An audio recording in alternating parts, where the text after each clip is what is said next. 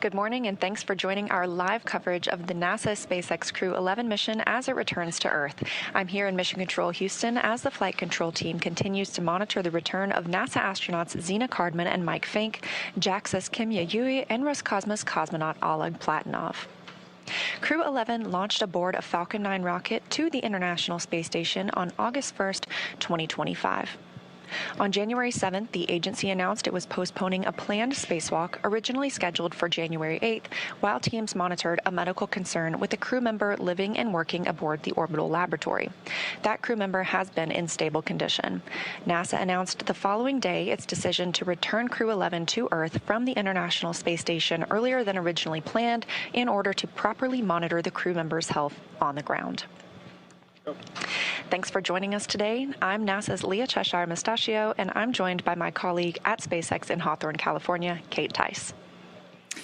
Thanks, Leah. I'm Kate Tice, Senior Manager of Quality Systems Engineering here at SpaceX. Dragon departed the International Space Station at 5:20 p.m. Eastern Time. That was 2:20 p.m. Pacific yesterday for those of us here in California. They are now on their way to the targeted splashdown site off the coast of San Diego. Splashdown is planned for approximately 12:41 a.m. Pacific, 3:41 a.m. Eastern. Upon departing station, Dragon underwent a sequence of departure burns. The crew had a rest period and has since kicked off preparations for re-entry, including getting into their spacesuits and successfully performing a leak check. Dragon has a series of steps to complete before returning Crew 11 home. First, Dragon will maneuver to the correct altitude and jettison its trunk, which is the cylindrical, unpressurized lower part of the spacecraft. The trunk is currently connected to the aft or bottom section of Dragon, where the heat shield is located. In order to expose the heat shield and get the vehicle ready for atmospheric re-entry, we will jettison the trunk. From there, the spacecraft will use its forward thrusters to perform a deorbit burn, which will put Dragon on a trajectory to return to Earth. That deorbit burn uses Draco thrusters on Dragon, primarily the four located on the forward bulkhead, and is executed at the apogee or the highest point of Dragon's current orbit around Earth. This deorbit burn will alter Dragon's path to ultimately line it up to re-enter Earth's atmosphere and splash down off the coast of San Diego. For these operations, the United States Coast Guard, in coordination with SpaceX and NASA, establishes a safety zone to ensure public safety and for the safety of those involved in the recovery operations. Dragon SpaceX, the team has pulled go for deorbit, entry, and landing.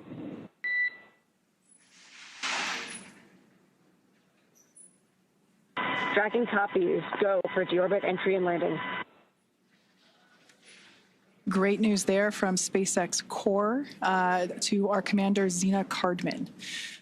Now, back to the recovery at hand. There are multiple notices that are issued to mariners in advance around the area and during recovery operations, and Coast Guard assets may be deployed to discourage boaters from entering the splashdown zone. Now, we want to stress to the public the need to respect this safety zone, as recovering a spacecraft from the water is a hazardous operation. Any other boats interfering increases risk to the astronauts in the spacecraft, the teams working to recover them from the water, and the safety of those that come too close. So for the safety of the crew and your own safety, we recommend that you sit back and watch on NASA TV and the SpaceX webcast, and we'll be bringing you the best possible views of our astronauts' homecoming. Now, once the crew returns to Earth, they will be flown to a local hospital for continued monitoring and checkouts using additional medical equipment not available aboard the space station. As NASA's Chief Health and Medical Officer J.D. Polk discussed last week, the crew member is stable and we were able to monitor their condition in orbit, but we want to take advantage of resources on Earth to provide the best care possible. NASA maintains relationships with local hospitals to ensure readiness for any post-landing needs, and for this return, we are utilizing that option as part of our normal preparedness process. Let's take a minute to meet our returning crew. NASA astronaut Zena Cardman is completing her first spaceflight. She holds a Master of Science in Marine Sciences from the University of North Carolina, Chapel Hill, and has experience with NASA research in the Canadian High Arctic. She has also supported real-time station operations and lunar surface exploration planning. Next up is NASA astronaut Mike Fink, who is now a veteran of 4 space flights. He has spent 549 days in space, and that includes 9 spacewalks that total 48 hours and 37 minutes spent outside the orbiting lab. Fink is a certified pilot for Boeing Starliner and SpaceX's Dragon, and a co-pilot and flight engineer on Soyuz, plus a mission specialist on the Space Shuttle. Exploration Agency, or JAXA astronaut Kimiya Yui is completing his second trip to the space station. He was selected as an astronaut by JAXA in 2009 and recently hit a milestone of 300 days in space. Rounding out the crew is Roscosmos cosmonaut Oleg Platonov, who was selected as a cosmonaut in 2018 and is completing his first spaceflight.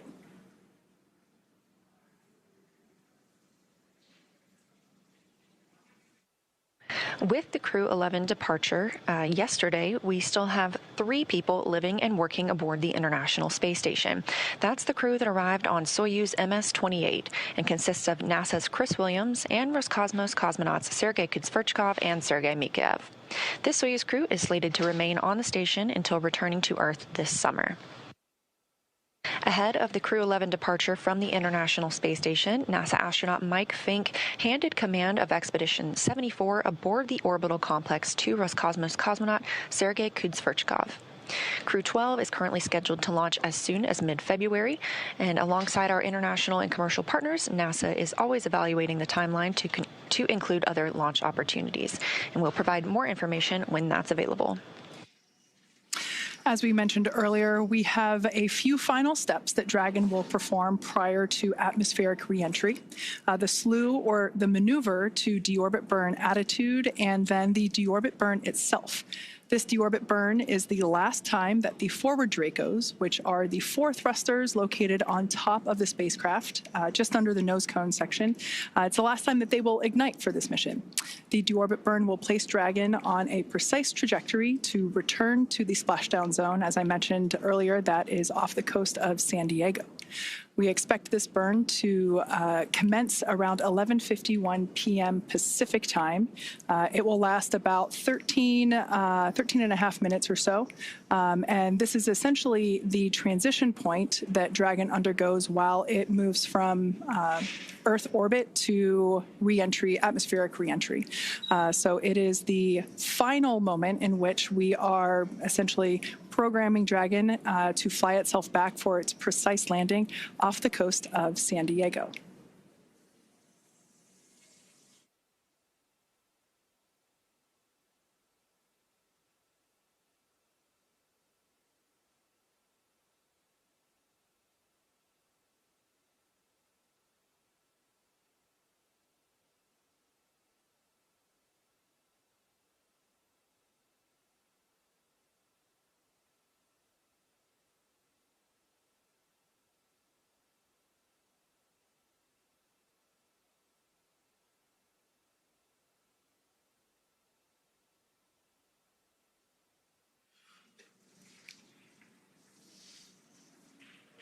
So the view that you saw there moments ago, that was SpaceX Mission Control that's located here in Hawthorne, California, just off to my side. That is where our teams monitor Dragon, checking in on all of its systems to help make sure that the crew has a safe journey. Our team there in Mission Control will be following their progress all along the way. You can see operators there on console or on headset, and there are 6 key positions who are monitoring the health of the vehicle and the crew. The mission director, responsible for mission success, is in charge of the room. And then there's somebody that you've already heard once this morning. That person you'll hear talking to the astronauts throughout our operations today. You see them there on your screen. That is our SpaceX Core, which stands for Crew Operations and Resources Engineer. That is the singular voice to the crew. That person is responsible for translating everything that's going on in mission control around them and speaking and delivering those messages efficiently to the crew on board Dragon. Now, the other positions are focused on specific things like vehicle systems and navigation and control, avionics, software, propulsion, life support, and communications with ground segments.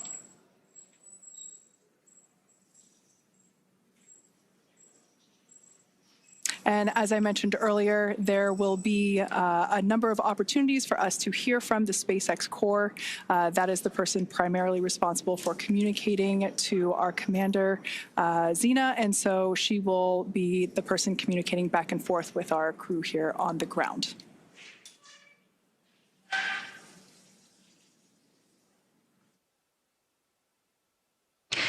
Mission Control Houston, on the right side of your screen, is staffed 24 hours a day, 7 days a week, 365 days a year. Currently, in the center of your screen, you see Michael Ellsworth. He is serving as the Capcom. He is very similar to the Corps, like you have in Mission Control at SpaceX, dedicated to talk to the crew members to streamline the communication, and that keeps the astronauts from needing multiple conversations on different subjects. Again, that stands for capsule communicator, but he is not talking with the Dragon spacecraft. This Capcom is speaking with the astronauts living aboard the International Space Station. Capcom sits right next to the flight director, and tonight we have Allison Bollinger on console. The flight director gathers info and data from all flight controllers. There you see Allison in the screen. She leads the team through major milestones and approves or declines suggestions based on pre-established flight rules. We have other key members in the room, like ADCO, who controls the attitude or the orientation of the space station. We also have the VVO, which is the visiting vehicle officer, who monitors and works with external teams sending spacecraft to and from the space station. Of course, we have a flight surgeon who the astronauts get a chance to speak with on a regular schedule on a private conference line. We also have Robo, who works with the Canadarm2 and maneuvers it to complete work outside the space station. When astronauts are on a spacewalk, the Canadarm2 is maneuvered by an astronaut within the station. There are plenty other positions, as you can see, and team members who monitor the station's solar arrays, the astronauts' schedules, and even where every piece of equipment and cargo is stored, because it takes a tough and competent team to make a mission successful.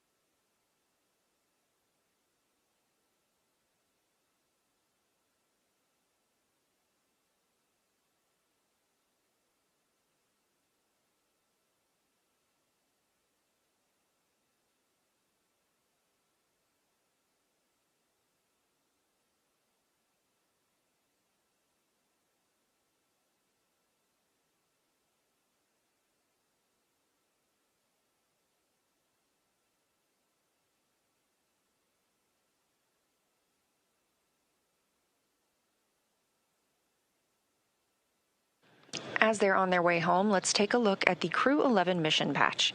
This patch was designed by the crew, and its colors celebrate the 3 nations they represent. And the 3 stars honor their space agencies working together. 2 sunbeams form the number 11, shining on a tiny blue dot, which is our home on Earth. A dragon looks on, which is a nod to both the spacecraft and the spirit of exploration, while a red flame wraps around it all, symbolizing the full journey: launch, life in space, and today, a safe return home. And if you look closely, you'll see a tribute to their children in the stars, which is a reminder that missions like this inspire the next generation.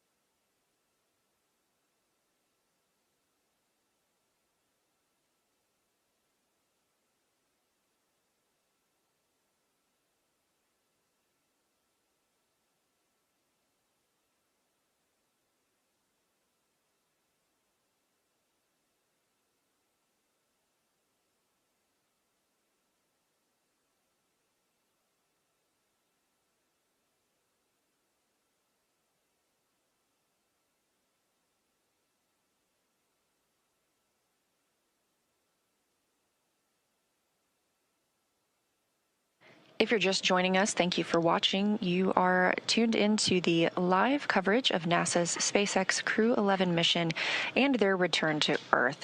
Again, we are expecting their splashdown at approximately 3:41 a.m. Eastern Time, but the next major milestone we're standing by for is the deorbit burn. That's at 2:51 a.m. Eastern Time.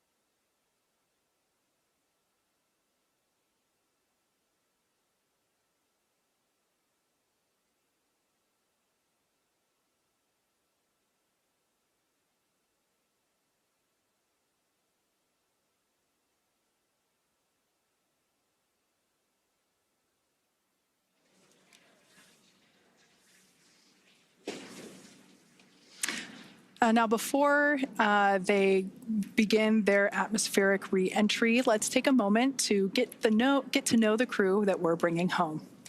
NASA astronaut Xena Cardman is commanding Crew 11. She was born in Urbana, Illinois, but calls Williamsburg, Virginia, her hometown.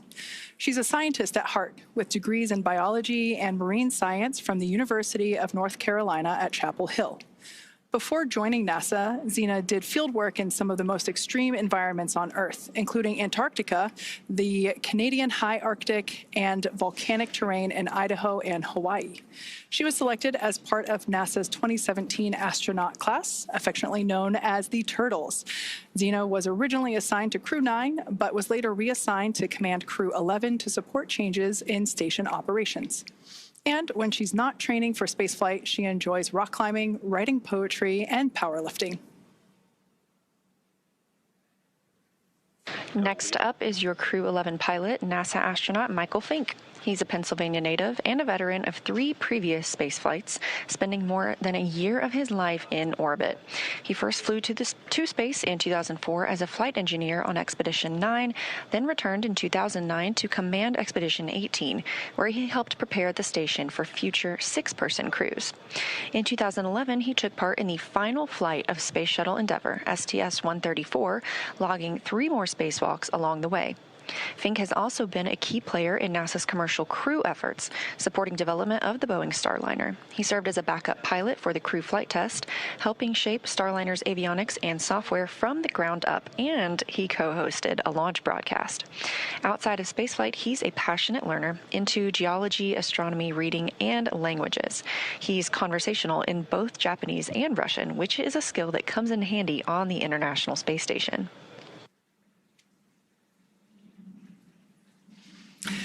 And your Mission Specialist 1 for Crew 11 is Kimiya Yui, representing the Japan Aerospace Exploration Agency, or JAXA. A former test pilot and Air Force officer, Yui graduated from Japan's National Defense Academy in 1992 and rose to the rank of lieutenant colonel in the Japanese Air Self-Defense Force. He was selected as a JAXA astronaut in 2009 and made his first trip to space in 2015, spending 142 days aboard the International Space Station as part of Expeditions 44 and 45. During that mission, he made history as the first Japanese astronaut to capture JAXA's H-2 transfer vehicle, a crucial piece of cargo hardware.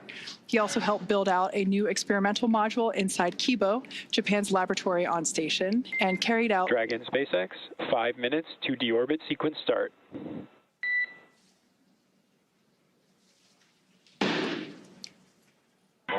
Dragon copies.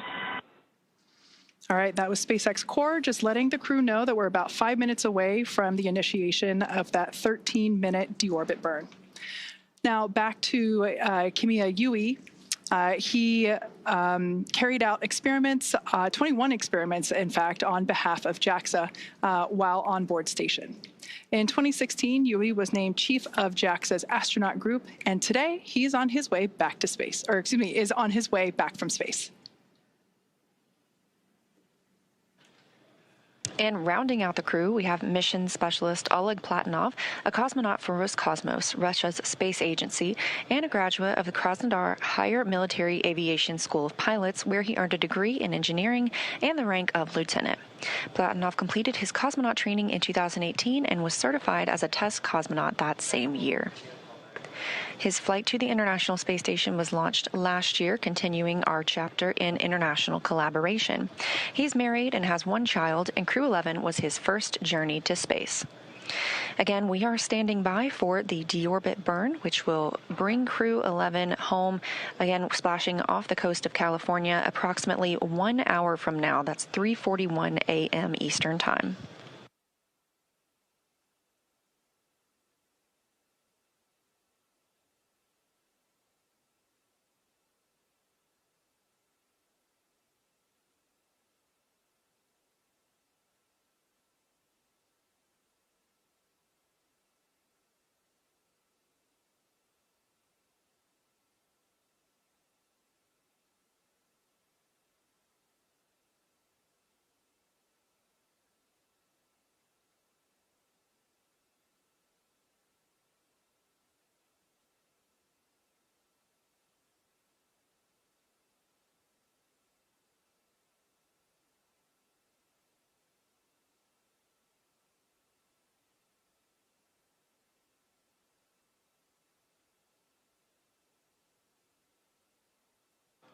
During their time in orbit, Crew 11 celebrated 25 years of continuous human presence aboard the International Space Station.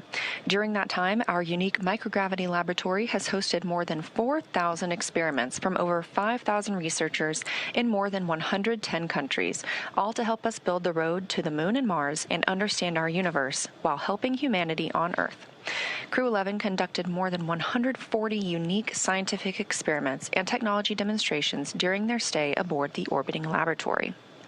Continuing the space station's legacy of groundbreaking science, Crew 11 worked on experiments to understand bone loss and studied bioprinted human tissues to understand or to ensure the health of astronauts on future missions and improve the quality of life for patients on Earth. They worked on the development of long-term storage of cryogenic fluids in space with Earth-bound medical and industrial applications. The team also tested an inflatable capture bag that aims to remove space debris from orbit, protecting future spacecraft and crews, and could also be used to capture samples during exploration missions and enable mining of small asteroids. Let's dive into some of these experiments and investigations. The MABLE-B study investigates how microgravity affects bone marrow stem cells and their secretion of proteins involved in bone formation and loss. Researchers aim to determine whether blocking a bone loss pathway could help prevent that bone loss. Findings may lead to new strategies for combating bone loss both in space and on Earth. MVP Cell 07 studies how bioprinted liver tissue with blood vessels matures in microgravity, focusing on cell behavior and tissue development. Researchers are examining how space may affect the structure and function of these engineered tissues. Results could help advance space-based production of high-quality tissues and organs for medical use on Earth and support astronaut health on future missions. Capture Bag Demo tests an inflatable debris capture bag on the space station, assessing its opening, closing, and ability to stay airtight in microgravity. This technology could be used to remove space debris from orbit, protecting future spacecraft and crew members, and could also be used to capture samples during exploration missions to the Moon and Mars and enable mining of small asteroids. Next up is ZBOT-NC. Many spacecraft use cryogenic fuels, which are extremely cold, for propulsion. These fuels must be kept extremely cold to stay liquid, but SpaceX's temperature fluctuations can cause them to slowly evaporate and escape the tank. This creates fuel efficiency and mission planning. So ZBOT-NC investigates how specific types of gases affect pressure control in propellant tanks in space. The data collected will help validate models and contribute to the design of more efficient cryogenic fuel storage systems for long-duration missions. Rounding out this list, Bionutrients 3 aims to develop an on-demand method for producing essential nutrients in space using bioengineered yeast, helping maintain crew health on long-duration missions while reducing launch mass. Building on previous studies, it introduces advanced food safety features and tests 3 sample types: yogurt, kefir, and a yeast-based beverage. The project aims to identify a food-safe, genetically engineered organism that remains viable over multiple years to produce a mission-relevant nutrient or biomolecule of interest.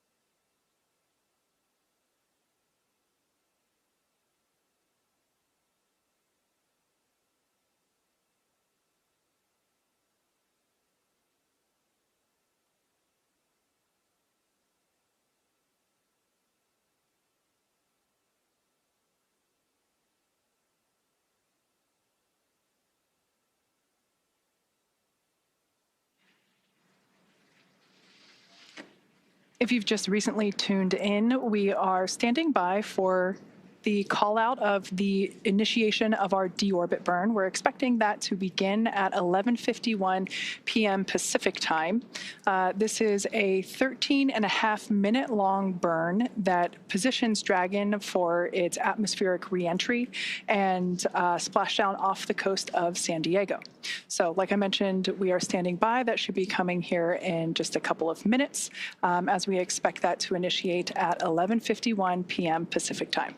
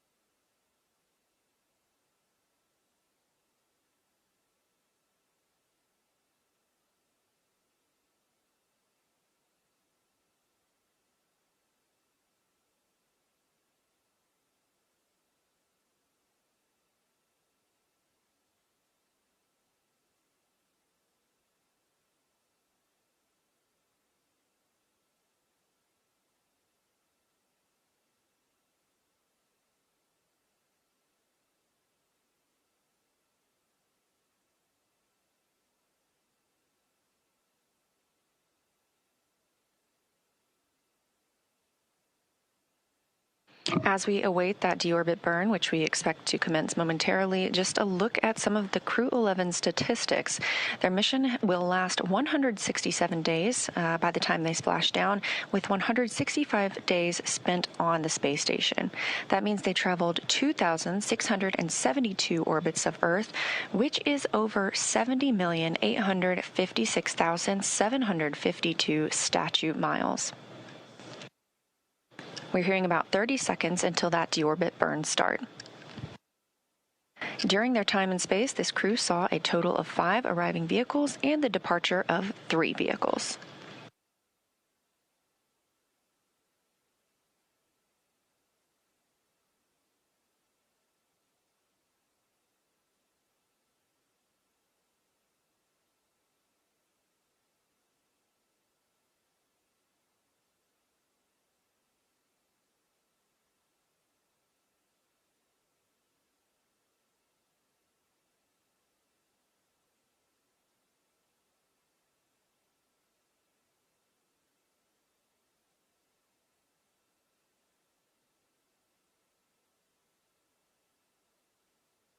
And right on time at 2:51 a.m. Eastern Time, we have confirmation that the deorbit burn has begun.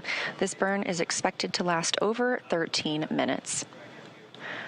For these return and splashdown operations, the United States Coast Guard, in coordination with SpaceX and NASA, establishes a safety zone to ensure public safety and for the safety of those involved in the recovery operations, as well as the crew aboard the returning spacecraft.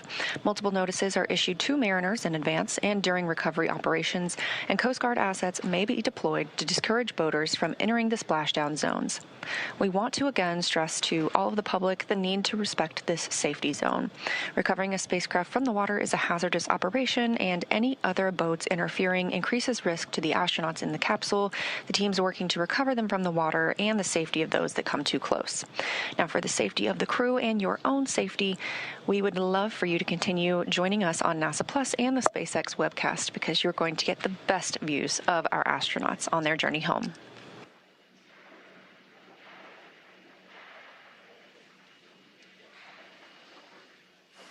Like Leah said, the best views will be coming to you here on our webcast. However, if you are in the Los Angeles area, the San Diego area there in Southern California, I do encourage you to step outside about 12:30 a.m. as you might be able to see the spacecraft actually re-entering on its way there back to the Splashdown site. And if you're lucky, you might even hear a sonic boom. Now, as always, NASA and SpaceX jointly select our splashdown location, and for today, the primary recovery site is there off of the coast of San Diego. The selection process works with a lot of different variables, including the space station's orbital trajectory, what landing sites are available and have favorable weather, how much free flight capability that Dragon has for the trip home, and of course, the sleep schedule for the returning crew members. We'll start with calculating daily return options based off of the space station's current orbit and Dragon's capabilities to maneuver and line up for re-entry. The time from undock to landing at the primary site can vary from less than 6 hours to more than 39. For Crew 11 this evening, their journey is going to be about 10.5 hours in total. Of course, getting home the quickest comes with some obvious benefits, but we always have to make sure that the crew is properly rested for all these dynamic operations. And of course, that would prevent us from scheduling 20-plus hour days for them. Trajectory and ballistics experts provide the daily opportunities that would line up with the Dragon as it's coming back to the landing zones. And then we split them into what we call ascending and descending opportunities.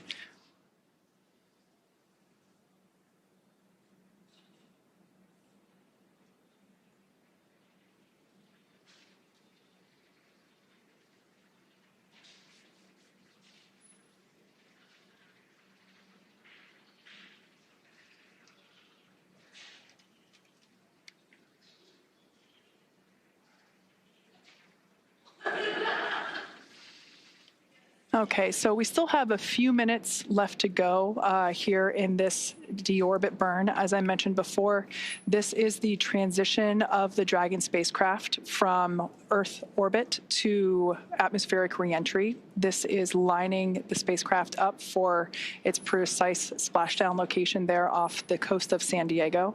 So in a couple minutes, in fact, we expect this deorbit burn to conclude at 12:04 a.m. Pacific time. So we will stand by and await to hear the call for nominal burn.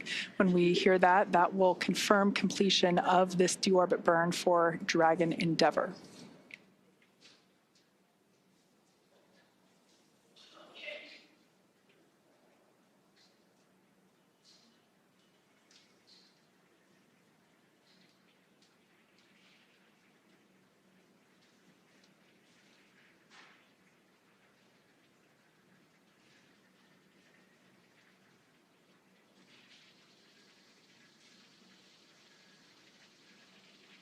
As I mentioned earlier, we will hear primarily the SpaceX core or the crew operations and resource engineer. That is the primary role in mission control that is responsible for communicating with the Crew 11 spacecraft. That individual is seated there on the left-hand side of your screen. That is SpaceX Hawthorne Mission Control. Also seated there, I believe I see my boss, SpaceX Vice President Bill Gerstenmaier, sitting there in the front row. This group of operators are standing by and monitoring Dragon's progress throughout this burn.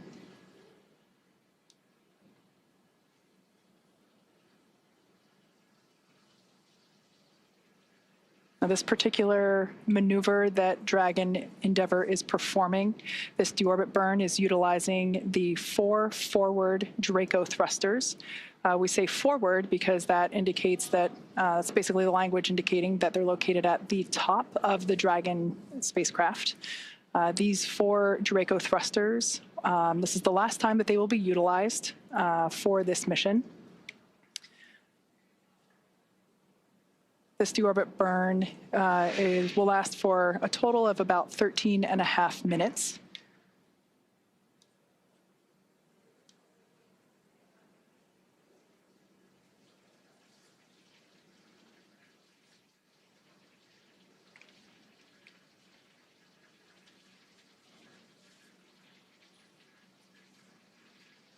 Okay, we still got about 6 minutes left in this deorbit burn. As we wait for a conclusion of the deorbit burn, let's talk about Dragon Endeavour's journey from the space station so far. Shortly after its separation, Dragon used its Draco thrusters to move away from the station in a series of carefully choreographed maneuvers, or departure burns, and those were done to increase the distance between the spacecraft and the space station. Dragon also executed a phasing burn to lower its orbit and line the spacecraft up with its landing location. Following the phasing burns, Dragon is now completing its deorbit, which will be followed by reentry and splashdown. During the deorbit sequence, several things will happen, including trunk separation, closure of the nose cone, as well as deployment of the drogue and main parachutes, ultimately followed by splashdown.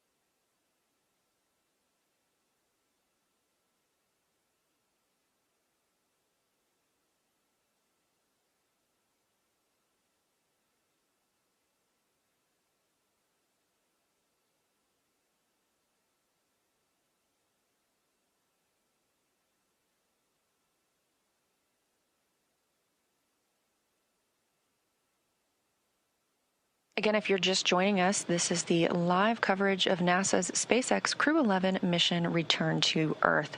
We are currently in the deorbit burn, which started at 1:51 a.m. Central Time, 2:51 a.m. Eastern Time. It's expected to last approximately 13 minutes, so we still have about 4 more minutes left of this burn. Once it's complete, Dragon will then proceed to jettison the trunk before it re-enters the Earth's atmosphere, exposing the heat shield on the base of the spacecraft and protecting the crew as they make their way toward the splashdown location.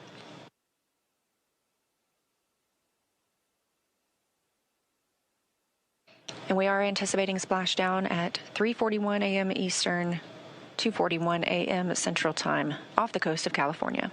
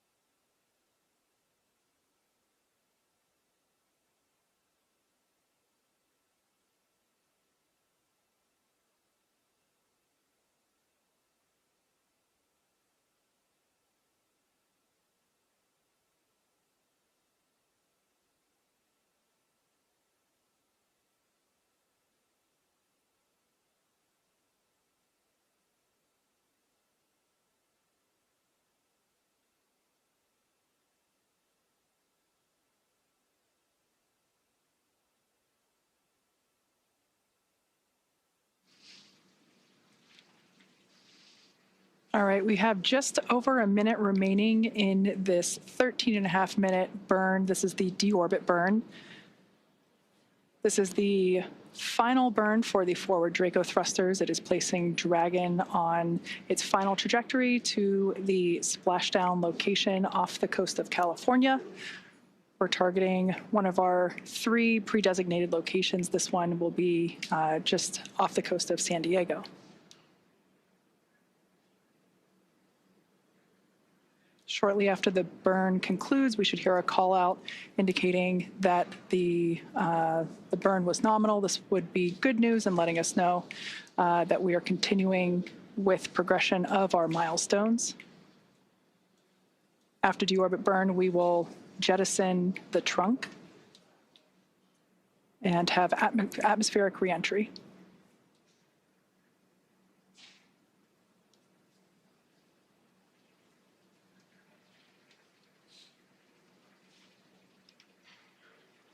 All right, so there's about 10 seconds left in this burn, so we're going to stand by and listen for that call out.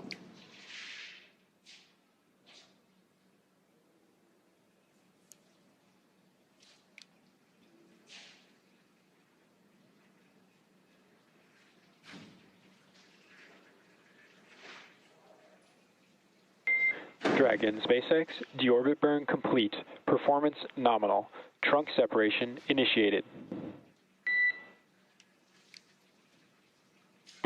Dragon copies. Nominal deorbit burn. Trunk separation process initiated.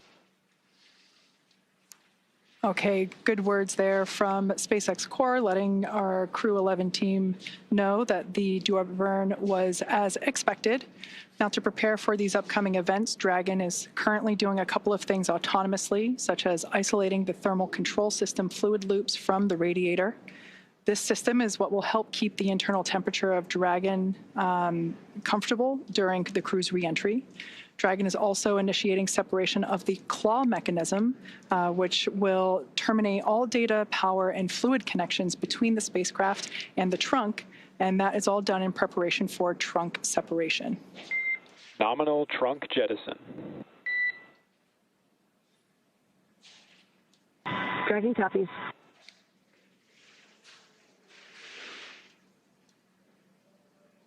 All right, great news there. We heard the call out for successful trunk separation. So that means that telemetry is looking good. The nitrox system is primed for cabin and suit cooling, and the heat shield is exposed and ready for atmospheric entry. Now, since we separated the trunk, we are no longer able to generate any new power, but we don't need to since we're coming on home and Dragon has more than enough battery power already stored. So the next milestone that we have coming up is nose cone closure. We expect that at approximately 12:09 a.m., so here in about 3 minutes. The nose cone is at the top of the spacecraft, and it is the structure that protects the docking system as well as the guidance, navigation, and control system. We'll be using 12 hooks to lock and secure the nose cone prior to its atmospheric entry.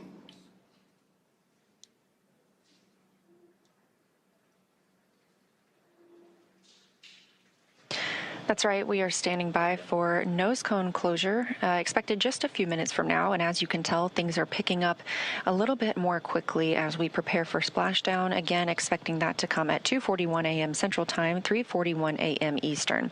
So right now, Dragon is inhibiting those forward bulkhead Draco thrusters. We just used those to complete the deorbit burn, meaning they will not fire again, and ensuring it's safe to latch the nose cone for reentry.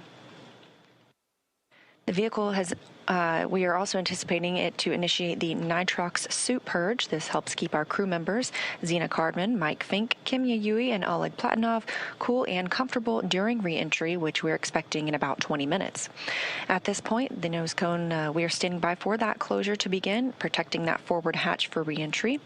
And the crew will be able to use their screens to monitor the locking of the nose cone, which is done by that set of hooks. Underneath the nose cone is also the hatch that the crew members use to ingress and egress, also known as enter and exit the International Space Station while the spacecraft was docked. Now, once they splash down, they'll be using the side hatch to exit the spacecraft and onto the recovery ship. That side hatch is what they used to enter Dragon back in August when they launched to the space station.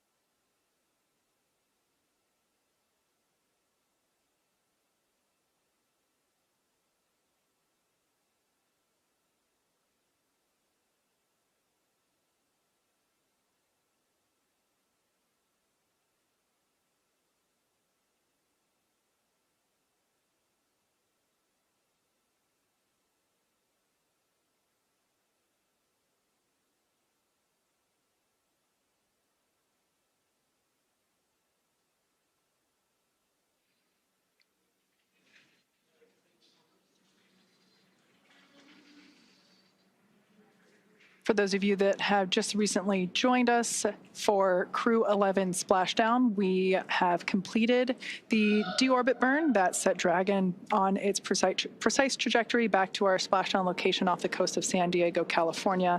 We've also jettisoned the trunk, and we've just closed the nose cone. So these are the final physical changes for the Dragon spacecraft prior to its atmospheric entry. And we expect that entry period to begin about 12:30 a.m. Pacific time, so in about 20 minutes or so.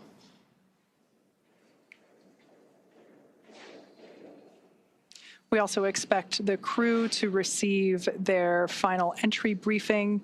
This is where the SpaceX core will communicate any changed details, such as timeline shifts to the anticipated loss of signal and acquisition of signal, as well as the entry period.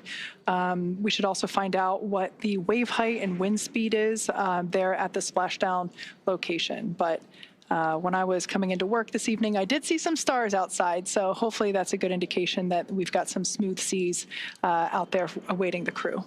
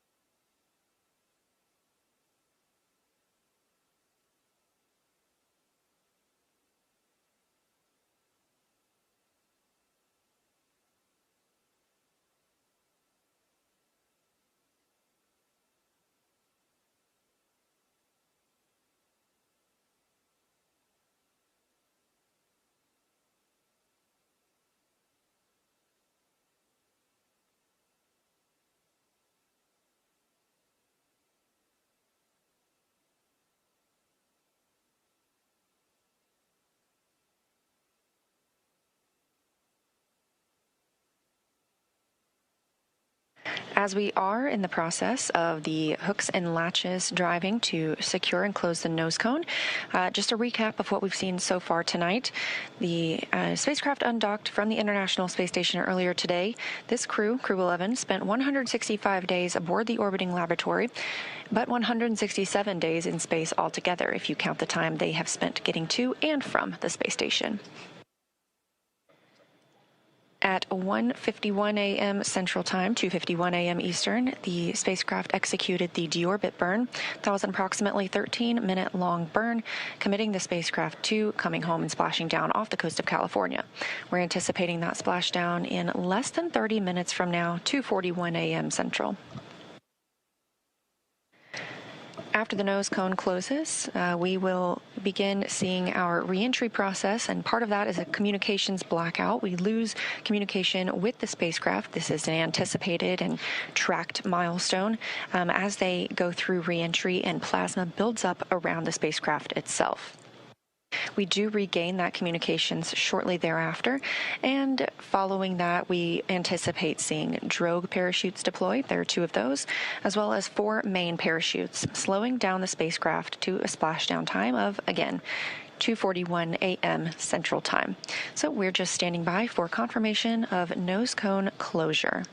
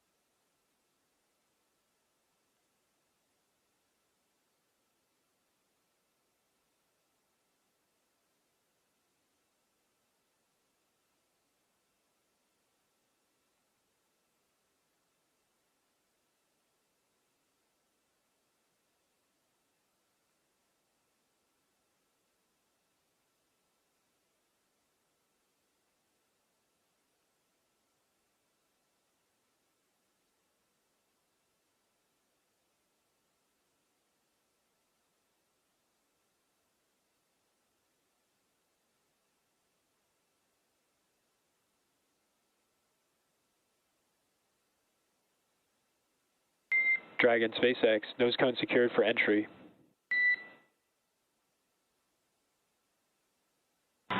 Dragon.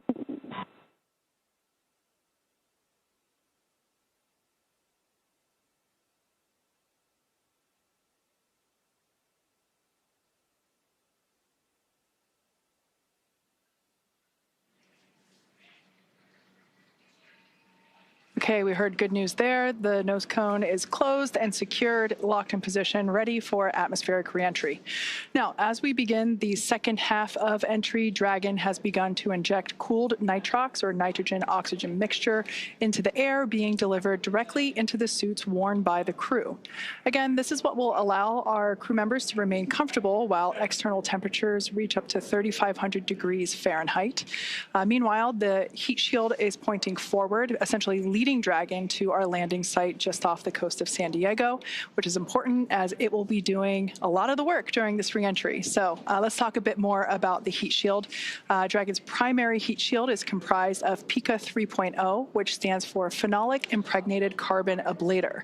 Now, the first-gen PICA was actually initially developed by NASA for studying and sampling comets within our solar system. SpaceX partnered with NASA to develop PICA X, which was the second-gen product. Dragon SpaceX for entry briefing. Report when ready to copy.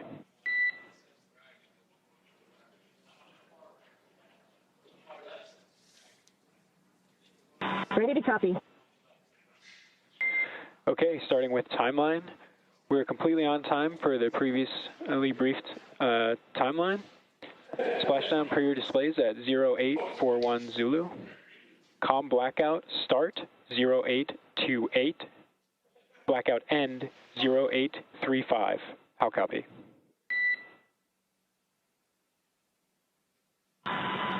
Copy, we are on time for 0841 splashdown per the timeline. Com blackout start 0828, com blackout end 0835.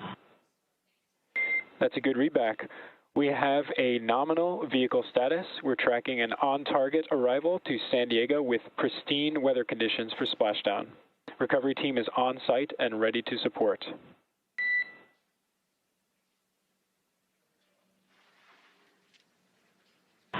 Dragon copies, nominal vehicle, excellent weather, and teams are ready to support. And with that, please report when tablets are secure, restraints are tightened, and visors are down.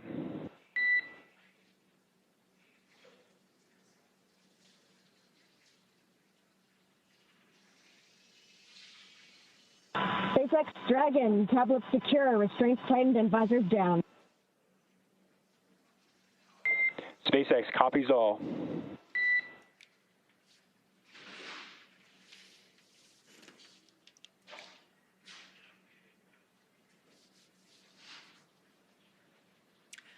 All right, so as expected, that was our entry brief to the crew, letting them know that there were actually no updates to the anticipated timeline this morning. So that's great news. Everything is looking well on timed with our anticipated timeline. So as we mentioned before, we expect our anticipated loss of signal to occur around 12:28 a.m. Pacific. So in just about 8 minutes from now, we will have, we anticipate that signal to be regained, or anticipate that signal to be acquired again at 12:35 a.m.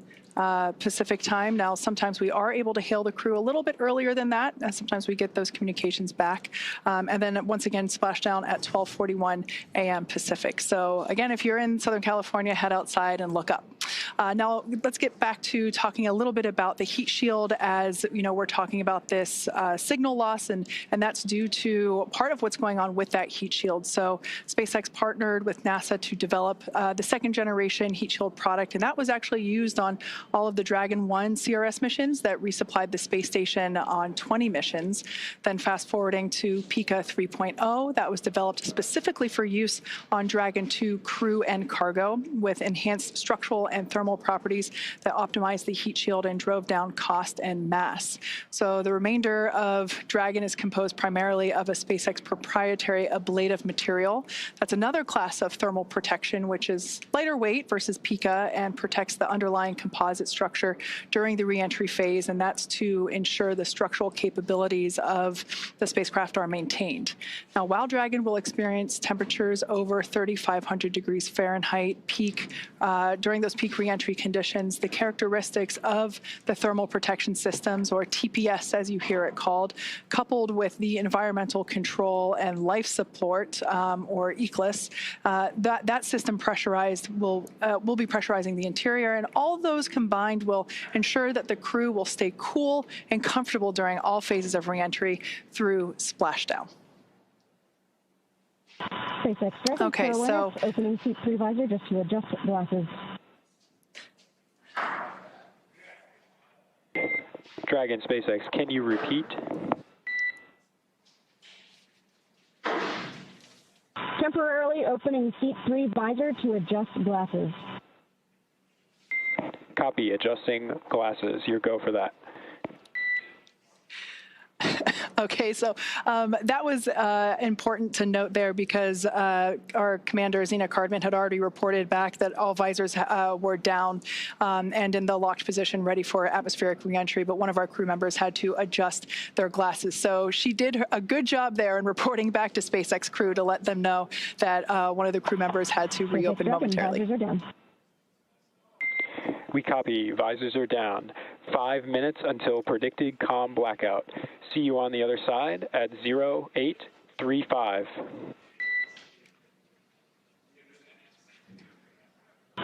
Copy 0835. Talk to you soon.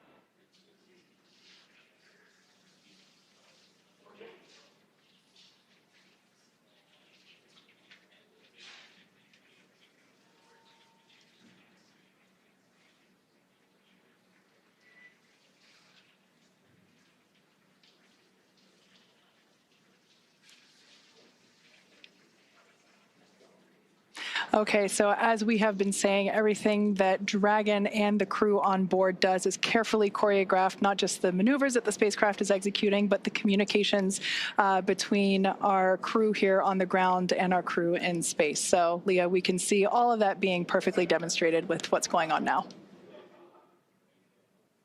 Absolutely, and we are standing by for the reentry portion when we expect to lose communications with the spacecraft, but we will regain that communication after they have begun re-entering the atmosphere. So once Dragon has re-entered the Earth's atmosphere, a series of parachutes will deploy to slow the crew's descent.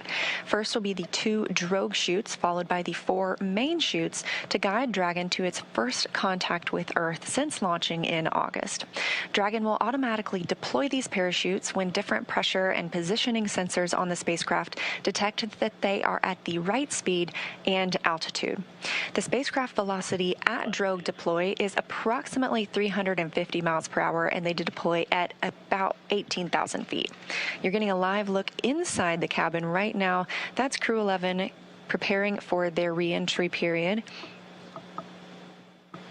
Again, having spent 165 days aboard the space station, and when they splash down, capping a 167-day mission.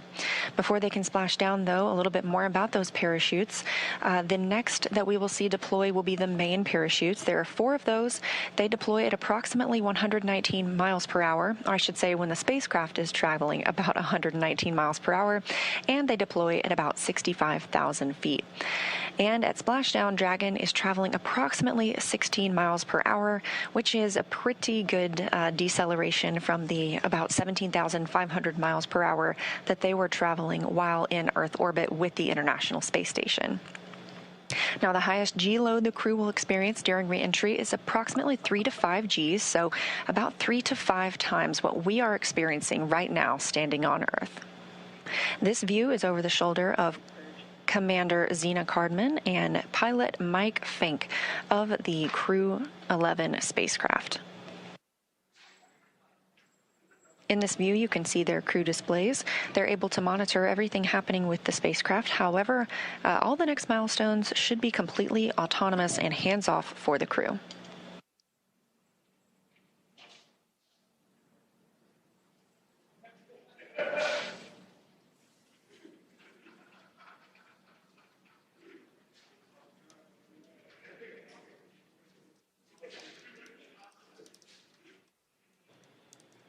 We can preview the fact.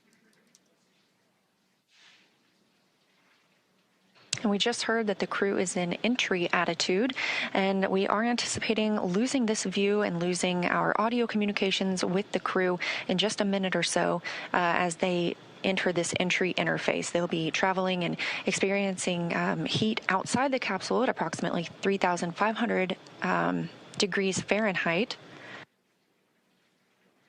And as they are traveling and re-entering Earth's atmosphere, a plasma builds up around the capsule that prevents us from communicating back and forth with the crew. We expect to regain communications with them about 7 minutes later, but we're still getting great views right now.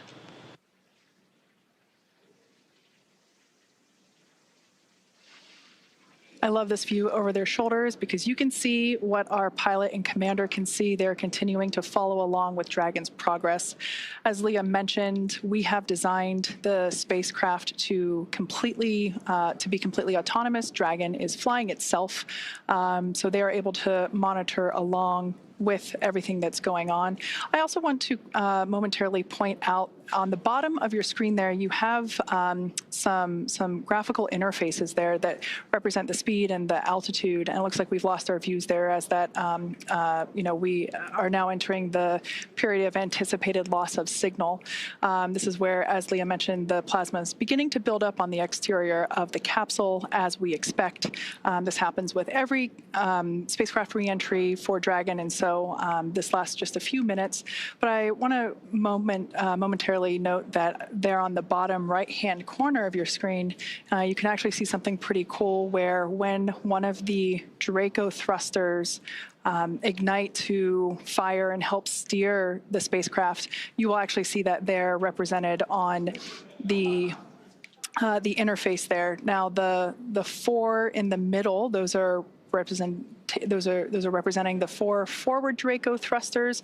We won't see those ignite at all because those were last utilized in the 13-minute deorbit burn that we completed earlier. Those are located under the nose cone, which has been closed, locked, and secured. So everything that you'll be seeing are the thrusters that are located on the side of our spacecraft, and that is enabling Dragon to fly itself home to its predetermined splashdown site off the coast of San Diego, California. For about a minute and a half until we have that atmospheric reentry. Once again, if you're in Southern California, head on outside and look up. There's a good chance that you might be able to actually see Dragon streak across the sky, look toward about the north and the west. As we mentioned before, we have entered a communications blackout period, which lasts about 7 minutes due to the plasma formation on the exterior of the capsule. We've got about 5 minutes remaining until we believe we can acquire that signal again. Now, during this time, no vehicle telemetry is received by Mission Control or the recovery team, and no external commanding of the vehicle or voice communication is possible. But like I was saying, Dragon is designed to fly itself. During this reentry, the vehicle will be slowing down from its orbital velocity of about 17,500 miles per hour, and it's slowing down. The atmosphere is really doing a lot of the work in conjunction with that heat shield to dispel that velocity. That results in heat, and that is why we have this plasma building up on the exterior of the spacecraft. It'll slow down to about 350 miles per hour, thanks to the heat shield and the atmosphere. And so at that point, we'll deploy the drogue parachutes. But during reentry, the top temperature that Dragon experiences will be about 3,500 degrees Fahrenheit. So pretty warm on the outside, but there is cool nitrox air being flowed through the suits that each crew member is wearing. So we ensure that they remain comfortable during this brief journey through the atmosphere.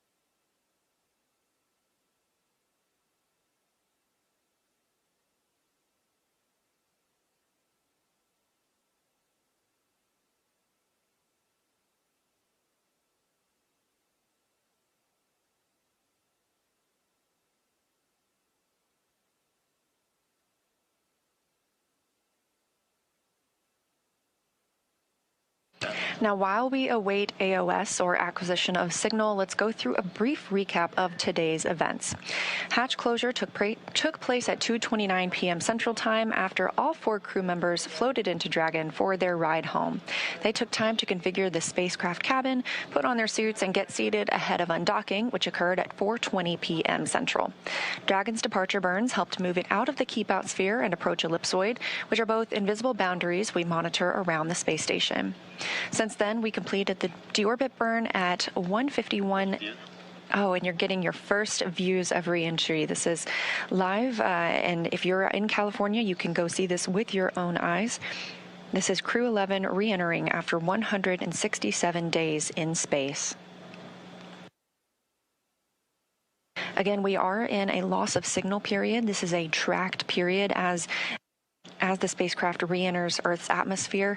We anticipate regaining signal with Crew 11 momentarily, and when the spacecraft reaches an altitude of 18,000 feet above Earth, 2 drogue chutes will deploy to slow it down ahead of the 4 main parachutes deploying at 6,000 feet in altitude. Now, splashdown will be the milestone we will see after that, which is expected for 2:41 a.m. Central Time. So again, we're standing by for acquisition of signal and continued communication with Crew 11, expecting that just a few minutes from now.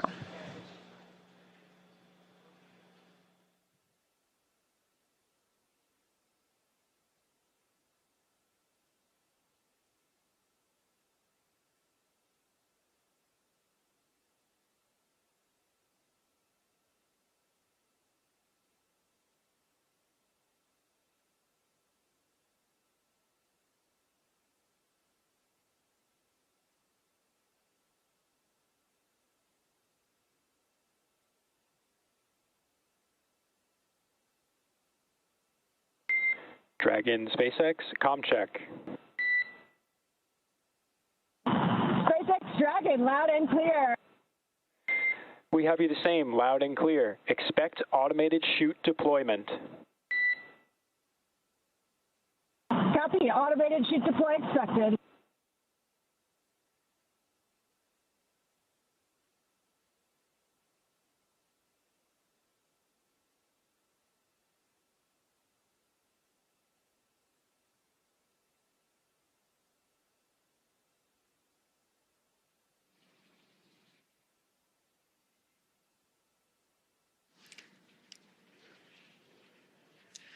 All right, so there we heard that we had confirmation of that acquisition of signal, or AOS. It actually came in a minute early, so that's good news there. We heard the core inform the crew to expect drogue parachute deployment that happens when Dragon senses the right speed and altitude. So that's roughly about 350 miles per hour and around 18,000 feet in altitude. There we have a view from... GPS converged. Expect nominal altitude for drogue chute deploy. Dragon copies, expecting nominal altitude. So we'll have that drogue deploy in about a minute from now, but we have our first views from the WB-57. This is a high-altitude tracking plane that is providing these thermal signatures via infrared. This is really cool to see here as we continue to track Dragon on its way back to planet Earth.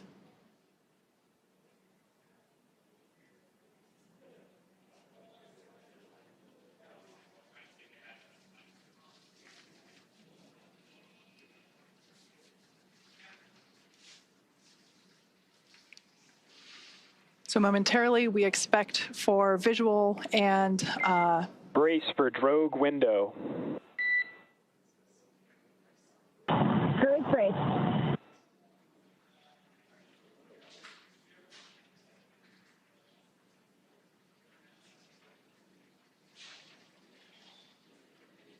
Dragon has safed the propulsion system as we anticipate drogue deployment any moment now.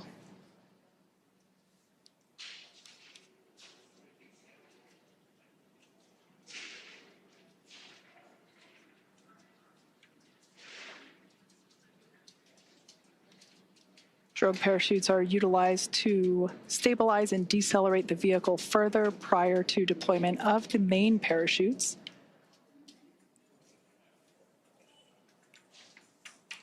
Drogue should be deploying here in a couple seconds, and mains will follow in about 1 minute.